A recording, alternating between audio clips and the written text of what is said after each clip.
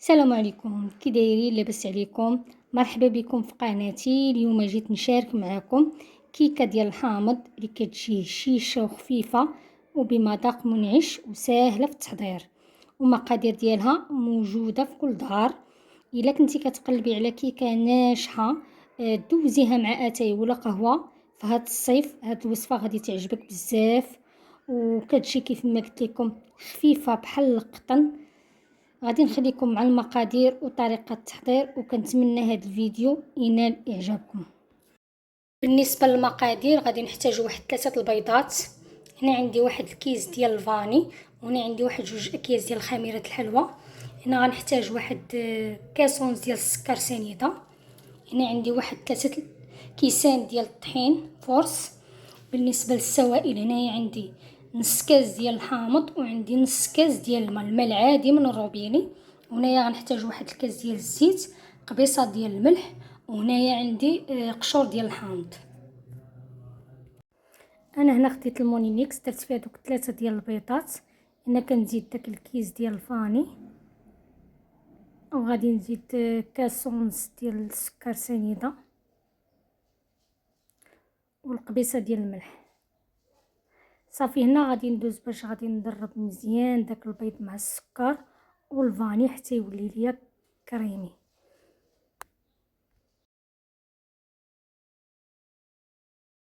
وهنا من بعد ما ضربنا البيض والسكر مزيان مزيان غادي نبداو نضيفو الزيت بحال شكل المايونيز، يعني قطره بقطره. هاد الطريقه هي اللي كتخلي ديك الكيكه كتجي خفيفه وهشيشه. صافي بحال هكا حتى كنساليو داك الزيت كامل وكنخليو كيتطحن شي شويه. من بعد كناخدو داك نص كاس ديال الحامض مع نص كاس ديال الماء، وغادي نضيفو في الحامض، غنزيدو مع داك الخليط وغادي نطحنو حتى هو مزيان كما كتشوفوا في الصور، يعني غنطحنو مزيان مزيان حتى هو. صافي هنا من بعد ما طحنتهم مزيان كنفرغهم في واحد المول، وغادي نبدا نزيد النواشف. اول حاجه غادي نزيد هي الطحين، وغادي نبدا نخلط بالفوي،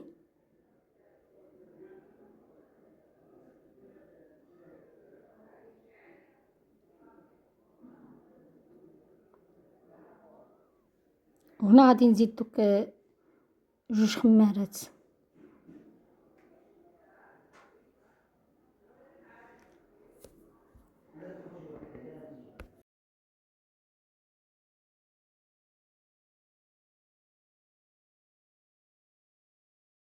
صافي هنا كنخلطو مزيان الخليط ديالنا مزيان مزيان حتى كتجانس لينا داك الطحين والخماره مع الخليط.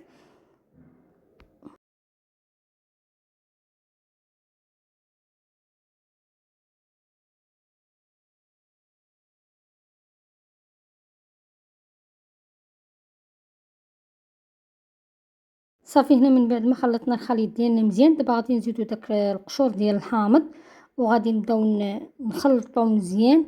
ضروري تخليو القشور الحامض حتى الاخر، حيت باش كيعطينا واحد البنه في هاد الكيكه هادي.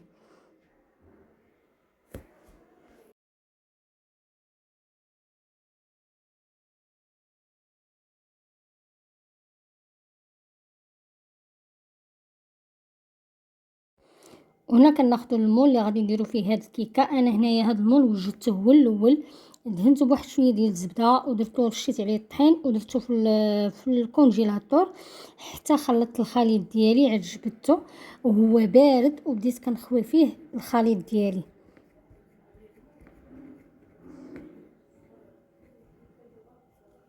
صافي هنايا غادي ندوزو باش نطيبوها. بالنسبه للطياب انا هنا غادي نطيبها في الفران ديال الغاز. اول حاجه كنخلي الفران بارد، كندخل الكيكه ديالي على فران بارد وكنقص من العافيه مهيله بحال الشكل اللي غنطيبو به صابلي، وكنخليوها طيب على خاطرها.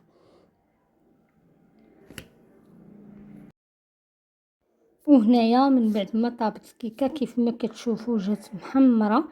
صافي هنايا غادي نخليوها تبرد شويه، ومن بعد غادي نديروها في الطبسيل اللي غادي نقدمو فيه، وغادي ندوزو باش غادي نحضر معاكم الكريمه اللي غنزوقوا بها الكيكه ديالنا.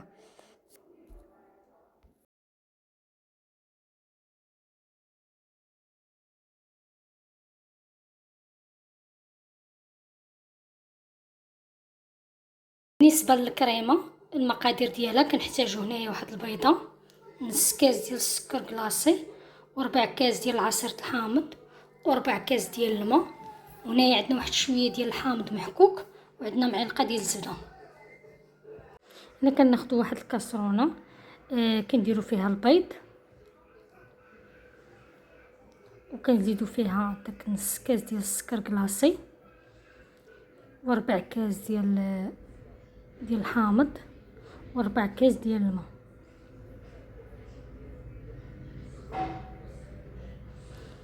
وهنا كنخلطوا مزيان الخليط ديالنا.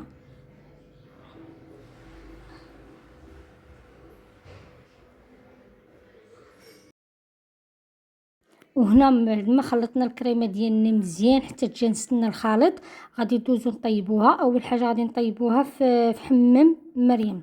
كيف ما كتشوفوا انا هنا درت واحد الكاسرونه فيها الماء، ودرت فيها داك الكريمه ديالي، وغادي نديها فوق البوطه حتى كتعقد لينا، وعاد غادي نزينوا بها الكيك ديالنا. كيف ما كتشوفوا الكريمه ديالنا ها هي عقدت، كتجي على هذا الشكل.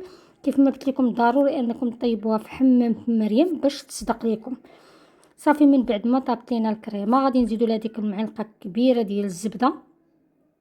صافي كما كتشوفوا هنا راني حيدتها من فوق البوطه، وصافي غنزيد عليها الزبده، ومن بعد غنزيد على داك القشور ديال الحامض. صافي هنا غادي نحرك مزيان مزيان ديك الزبده وقشور ديال الحامض. صافي هنايا كناخذوا الكيكه ديالنا من بعد ما بردات. صافي كندوزو ديك الكريمه وهي سخونه، يعني هي يلا كنطفيو عليها البوطه. صافي كنبداو نزوقوا بها الكيكه ديالنا. صافي المهم كدهنوا غير هنا خديت غير معلقه وبديت كندهن بها مزيان.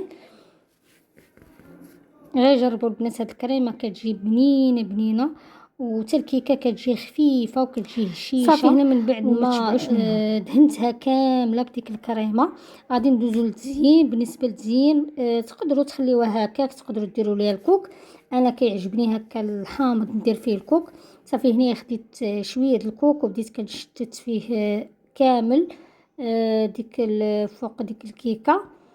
كما قلت لكم بغيت تخليوها هكاك كتخليوها هكاك.